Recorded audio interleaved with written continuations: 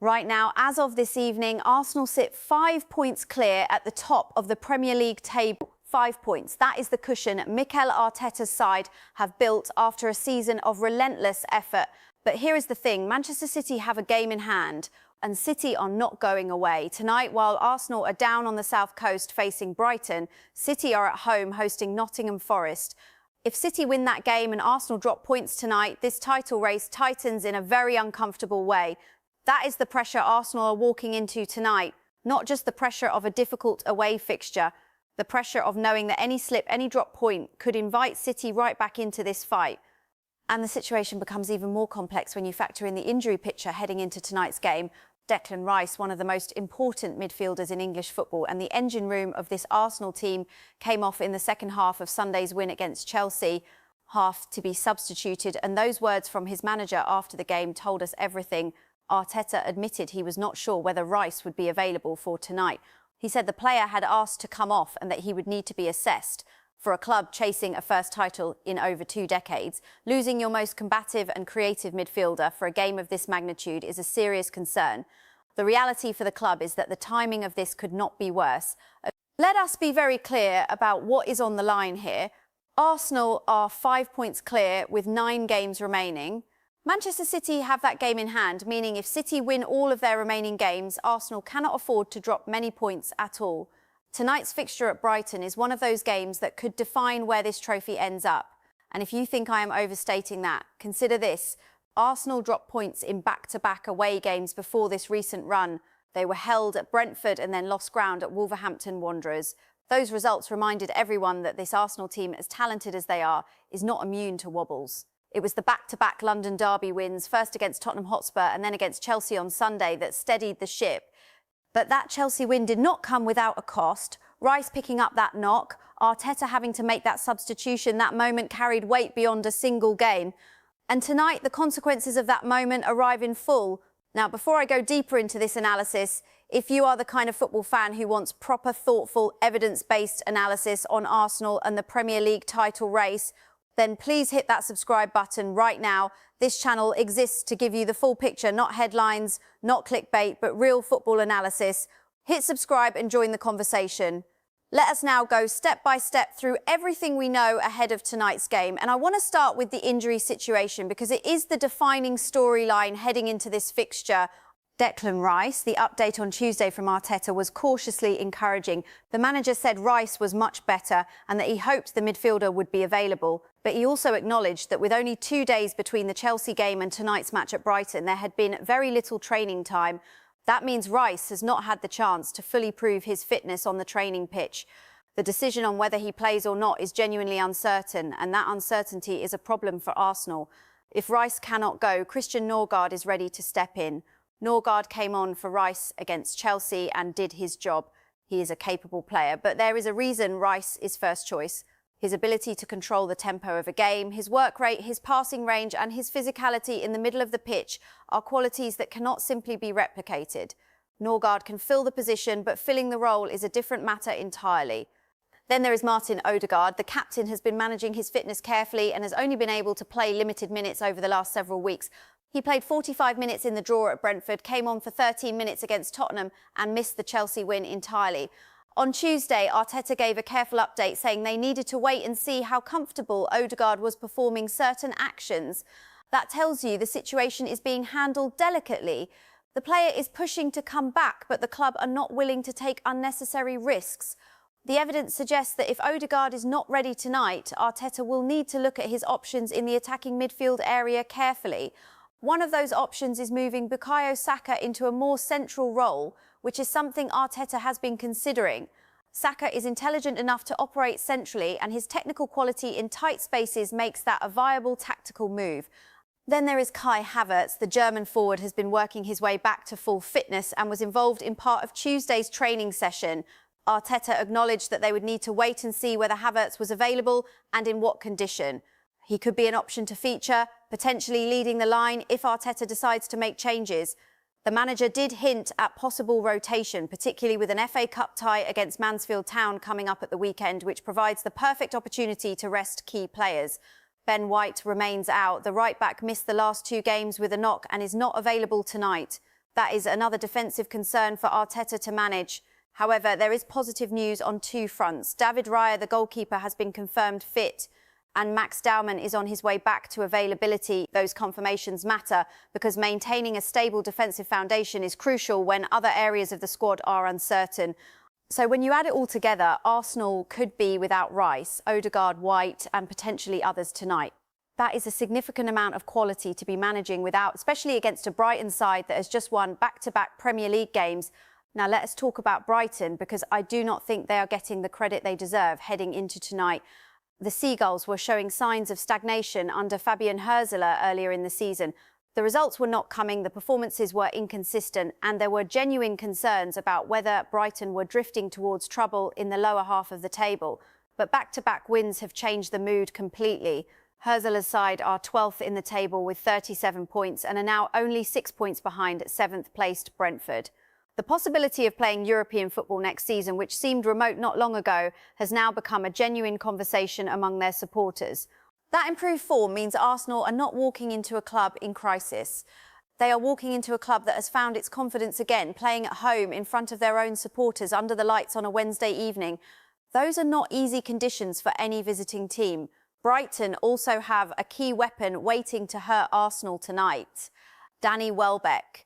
The former Arsenal striker has scored in back-to-back Premier League games and has now reached double figures for goals for the second consecutive season.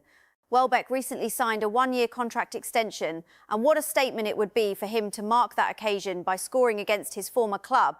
He knows Arsenal's defensive patterns, he has history with this club, and right now he is in the form of his life. There is also an interesting tactical dimension to tonight's game that I want to highlight. Set pieces. Arsenal have been the most effective set-piece team in the Premier League this season, scoring 24 goals from corners, free kicks and throw-ins. That is a league high, and Arteta has shown no signs of moving away from that approach, nor should he. Set pieces are a legitimate and highly effective weapon.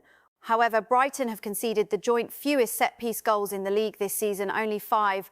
So Arsenal are meeting one of the most set-piece resistant defences in the country tonight. That means if the Gunners are going to win this game, they may well need to do it through open play, which is an area where they have been less convincing in recent weeks. The Brighton manager himself has been vocal about the set-piece issue in the build-up to tonight. Hürzeler called for clearer rules regarding time wasting at set-pieces, specifically referencing the amount of time Arsenal take before executing corners when they are leading in a game. His argument is that there should be strict time limits for how long teams can delay corners, throw-ins and free kicks. He pointed out that Arsenal have sometimes spent over 1 minute before taking a single corner. His wider point is about fairness and consistency in how referees manage these situations. It is worth noting that Hürzeler is not just talking about Arsenal here. He made his argument in the context of broader rule changes, but the timing of those comments on the eve of facing Arsenal is clearly intentional.